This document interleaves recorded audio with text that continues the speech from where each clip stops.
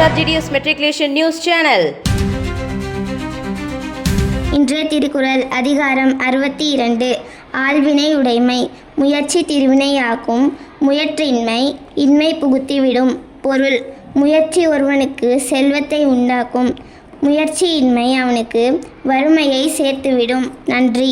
आज का शब्द सजावट, डेकोरेशन, घटना, इंसिडेंट, प्रसिद्ध, फेम, विश्वास, बिलीफ, आसपास, नियर बाय, साथ एंड इंस्ट्रूमेंट. धन्यवाद. Word of the day: deleterious, meaning harmful. Example sentence: smoking has deleterious effects on health. Thank you. வணக்கம். இன்றைய பகவத்கீதை பொன்மொழி அத்தியாயம் 14 ஸ்லோகம் 10.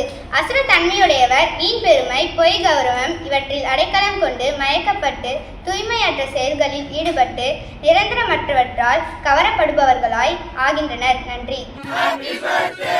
K. Sivani, S. Sivayazhini, M. Rakshitha Sri, F.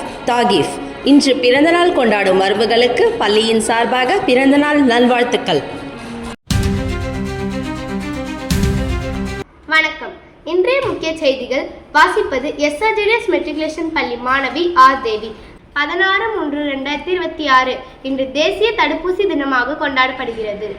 மக்கள் அனைவருக்கும் தடுப்பூசியின் முக்கியத்துவத்தை நினைவூட்டவும், குழந்தைகள் மற்றும் பெரியவர்களை பல்வேறு தொற்று நோய்களிலிருந்து பாதுகாக்கவும் விழிப்புணர்வு ஏற்படுத்துவதற்காக கொண்டாடப்படுகிறது. 1995ஆம் ஆண்டு இந்திய அரசால் இந்தியாவில் பல்ஸ் போலியோ இம்யூனைசேஷன் புரோகிராம் தொடங்கப்பட்ட நாளை நினைவு கூறும் வகையில் இந்நாள் கடைபிடிக்கப்படுகிறது. தடுப்பூசியின் முக்கிய பயன்கள்: உடல் இயற்கையாகவே கிருமிகளை எதிர்த்து போராட கற்றுக் கொடுக்கிறது. COVID-19, போலியோ, காசநோய், மஞ்சள் காமாலை போன்ற ஆபத்தான நோய்களிலிருந்து பாதுகாக்கிறது.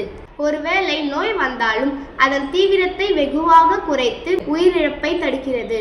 சமூகம் முழுவதும் தடுப்பூசி போடுவதன் மூலம் நோய் பரவும் சங்கிலியை உடைத்து நோயை ஒழிக்க முடிகிறது.